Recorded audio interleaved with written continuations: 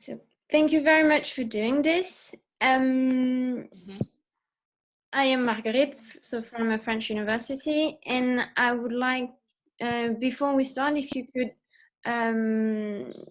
present yourself and explain to me your journey and how until you created the Heroe Book Fair. So my name is Lorna Likiza. I'm a Kenyan writer, independent tutor of French, and also the founder of Heroe Book Fair. So what happened regarding Heroe Book Fair? This is an idea that came to me in November 2019.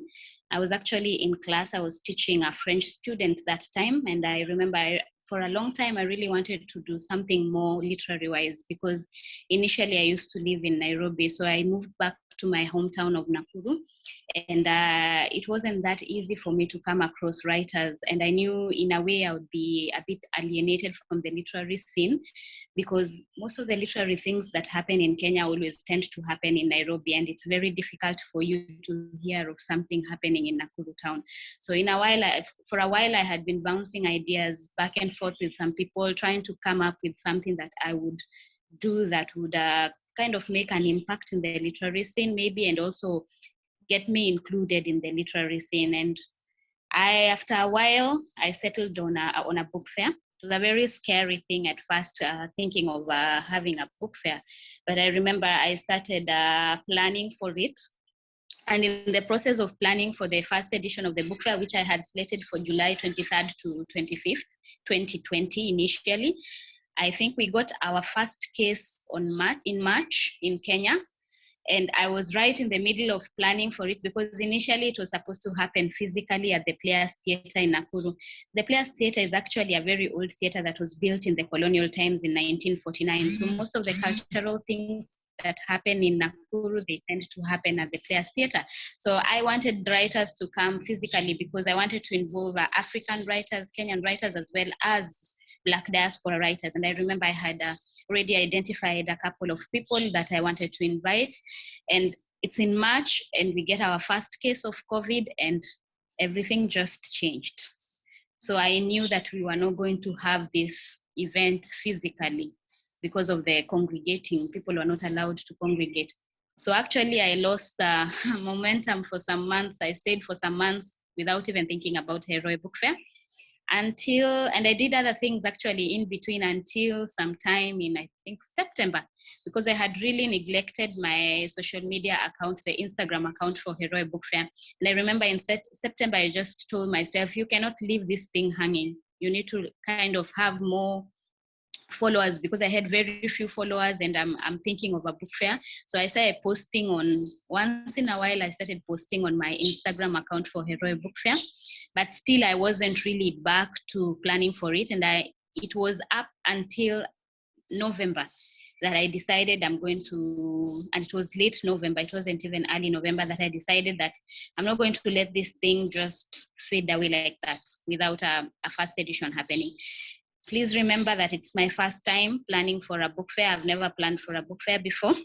So I started seriously working on it in December. That is when I started putting together the panel discussions, and I had like 4 months to plan for Heroe Book Fair. But from the very beginning, even before it happened in July 23rd to 25th, my idea was from the very beginning, after now the July 23rd to 25th got cancelled, my idea was to have a hybrid event. So I wanted people to be there physically, and I wanted the people also to be participating virtually. And the reason why I was doing this was because I knew it would be hard for me to uproot people from where they were, bring them over, and have them participate physically. So that was the first reason why I wanted them to do these things virtually, because I had to slash the budget. The budget was quite huge when I was planning for it physically, because I was opting to pay for accommodation and to pay the participants, and even to pay for tickets, plane tickets for those ones who were supposed to be coming in. So I had a very huge budget. But with the COVID-19 pandemic, I had to be realistic. I had to slash this budget. So I got to a very small amount. It was just just a reasonable amount, because I knew if I have a very big budget and the kind of difficulty we've had, it's going to be very difficult for me to get people to fund this event. So when I slashed the budget, I knew that a lot of the activities, the crucial ones, had to be virtual. And that's why all the panel discussions were virtual. And it's really a wise decision, I came to realize, because everyone got to participate from the comfort of their homes. And I think I just have to say that I'm really grateful for the writers who came on board, because I was telling them, when I was approaching them, I was telling them I'm not in a position to pay. And some of these people, I had never interacted with them before, and they were just okay with it. And they told me it's okay, and they supported the book fair. Actually, we had 99% participation. It's only one person who canceled for the participation. And that's how, as I'm starting out, I remember I was starting out, I didn't even have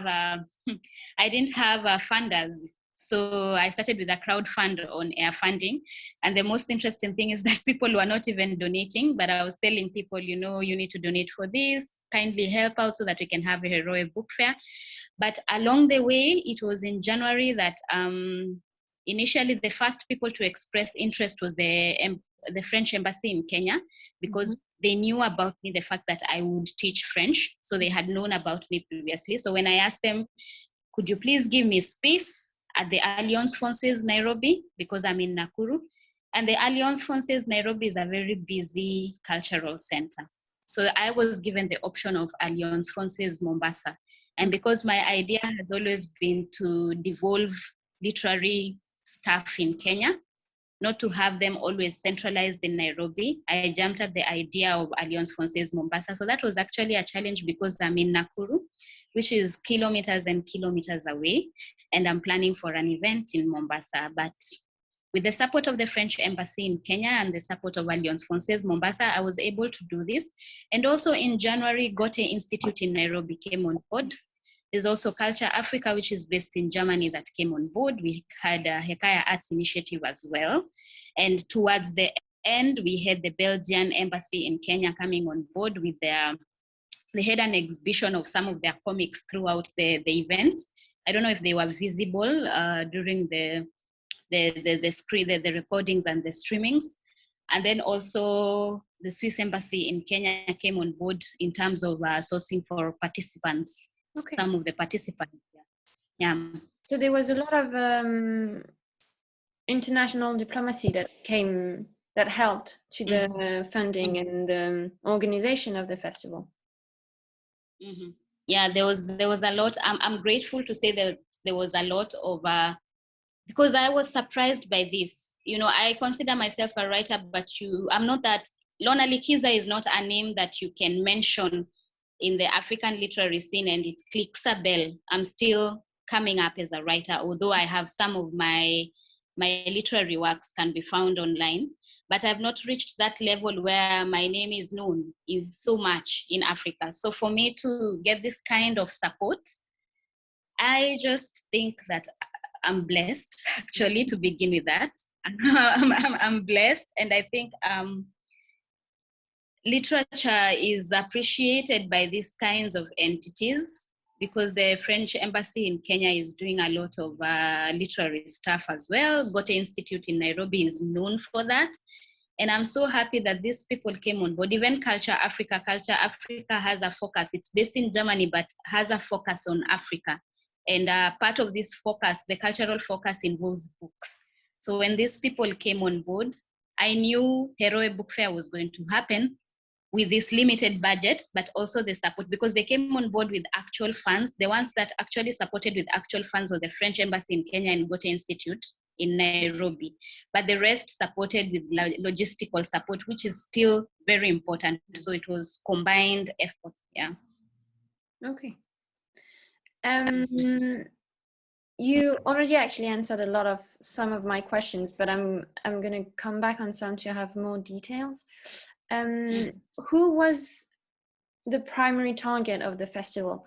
Because I saw on the Instagram lives that there were a lot of students, a lot of pupils that participated in the festival. Schools were present, so I was wondering what was the first aim of the festival, of the book fair, on who were the target for you?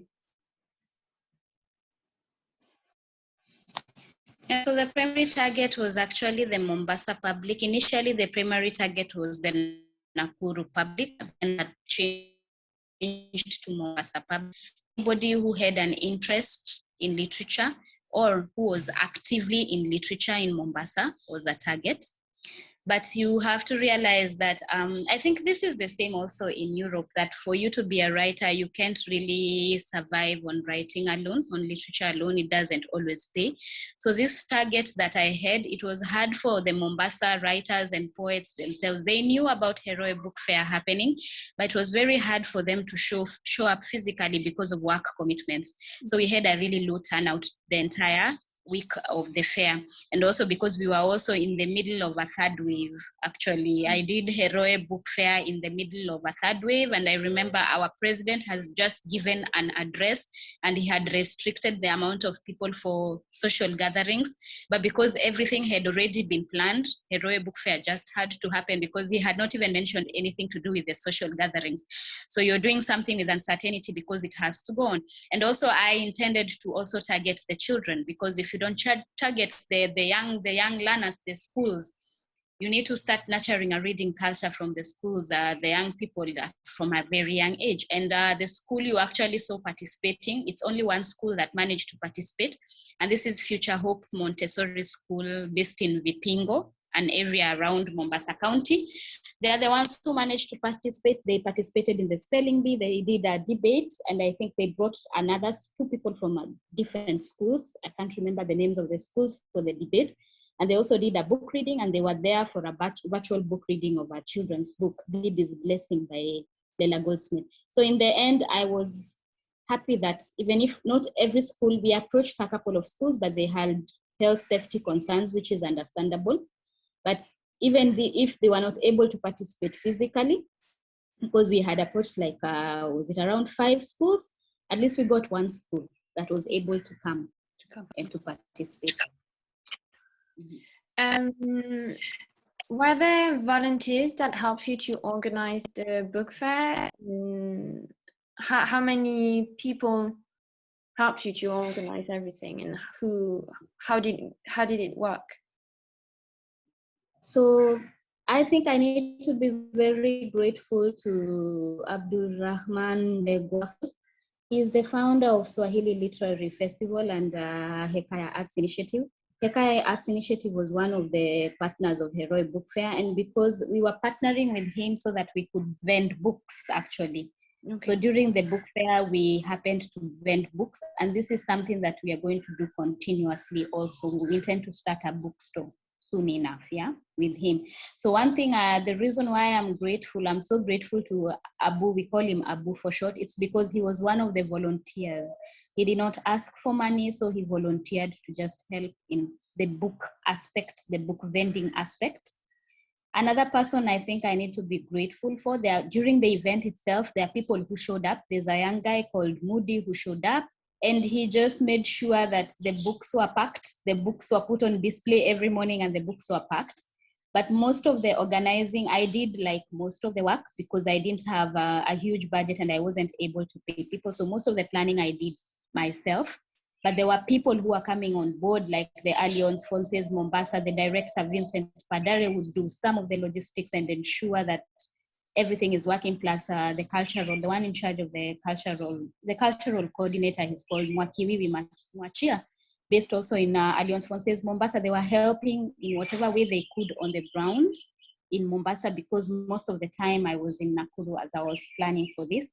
And also Culture Africa, the founder, Hans Hoffel, he just decided, I'm going to do the website without pay, I'll do this for you. So there were people who came on board to volunteer, but most of the planning, I did it myself. Okay. And that's how it happened, yeah. Okay.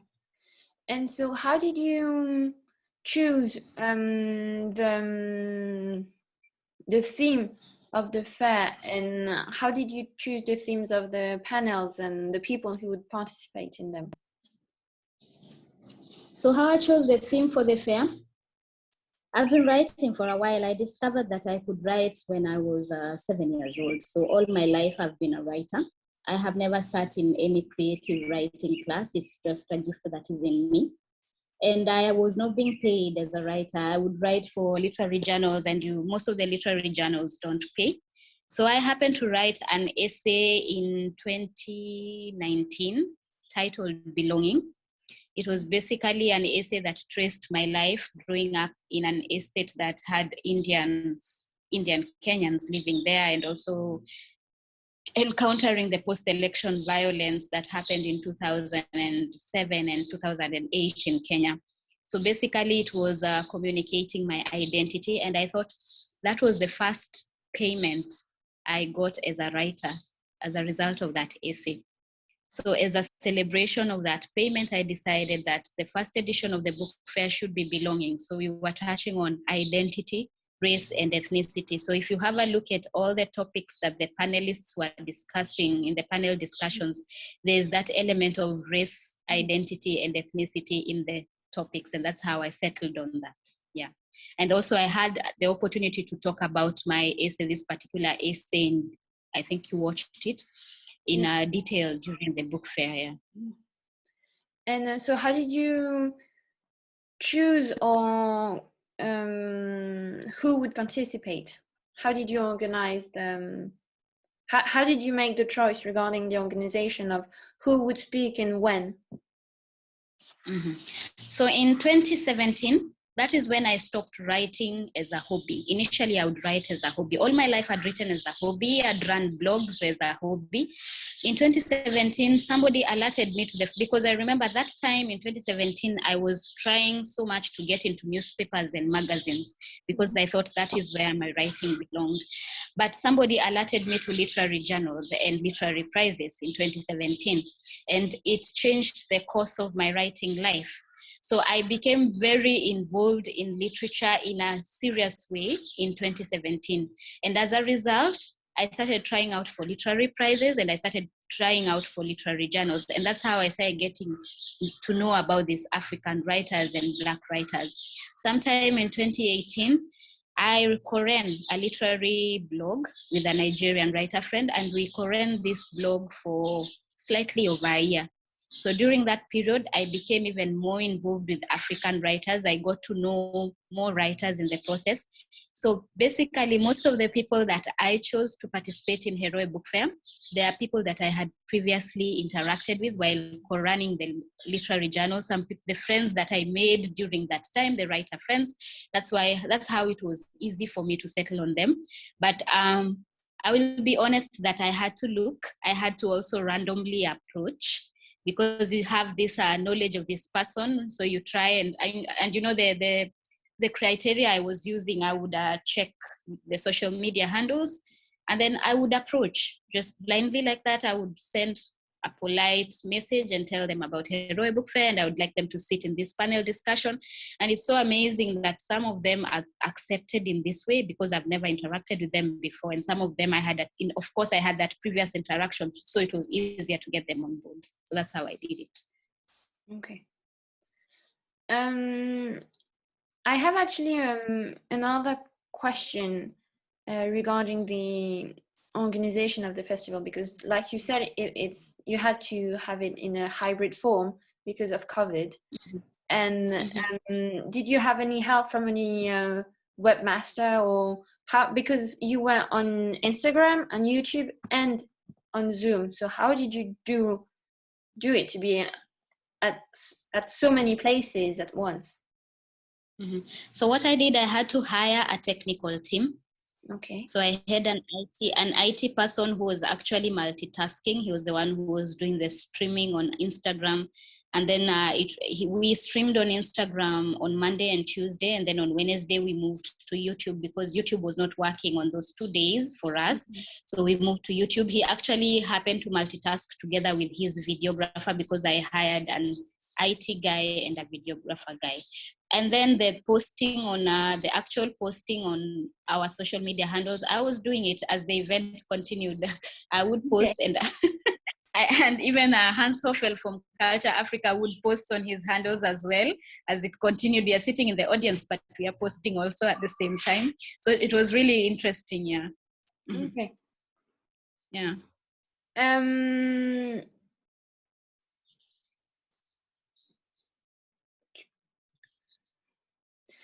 beside COVID, what were the difficulties you faced? The difficulties I faced, actually, the biggest challenge was basically COVID, because COVID was the one that limited a lot of things. We could not have a bigger crowd, because I know had there been no COVID, people from Nairobi would have even showed up. Some people would have showed up physically. It was very difficult to travel, and you're thinking we are in the midst of a third wave. And on the last day of the fair, that is when we got a lockdown. And the lockdown affected Nairobi. And I remember my technical team was from Nairobi. And a lot of people had to hurry because it was by midnight. We are finishing the event at 9 p.m. We get to know about this at 5 p.m. People have to think of ways to go back to Nairobi before this thing lapses. And I think the other biggest challenge was the turnout. The turnout was low. So it was, we did it anyway, but it was disheartening at some point to look at the physical turnout, and all you see are just empty seats. We were like, all the time, we would be like 6 or 7 of us, sometimes less in the room. Yeah. Mm-hmm. So this was the first edition. Yes. Is it something you want to, are you going to try to continue the book fair? Are there going to be others? Yeah, this is going to be yearly, and it's something that I intend to grow yearly. We already have the Ake Book Festival that is held in, it should be Lagos, which I think is actually the biggest book event in Africa. So I'm hoping that one day Heroe Book Fair gets to that level of Ake Book Festival. So this will be a yearly edition. So with the idea was just to start, and now that we have started, despite the challenges that we had and the pandemic, I hope that next year's edition will already be better. I know it will be better. I hope that COVID will be behind us, and people like yourself can even come physically. It would be nice to have. Mm-hmm. And as you grow, what would you do differently than this year? And then on what aspect of the book fair would you want to evolve more? There are a lot of things that I would do differently, because, you know, when you start something, you're still learning. Yes. So there are things that I did with this edition that did not give me the much satisfaction that I wanted. So of course, there are several aspects that I would like to improve on. Basically, all the aspects of organization, I would like to improve on that. And especially the idea is not that because the book fair has wrapped up this edition is just to keep quiet and wait all those months until sometime maybe in November, then remind people about Heroe Book Fair again. So what we are currently doing at the moment, we are trying to put into place strategies that will ensure that we have continuous literary activities that will eventually culminate into Heroe Book Fair 2022. So that I know when people get used, especially the Mombasa public, they get used now to seeing me, they get used to hearing Heroe Book Fair. Now it will be easier for them to come and attend this thing physically. So that is the aspect I would want to change is the one for publicity mostly. The publicity we had this time was a bit limited because it was the first edition. And also another aspect I would like to change, just how we do the logistics, the running of the entire event, because there are some hitches here and there that were not maybe visible to the people who are watching the audience, but to me, we could feel them on the ground.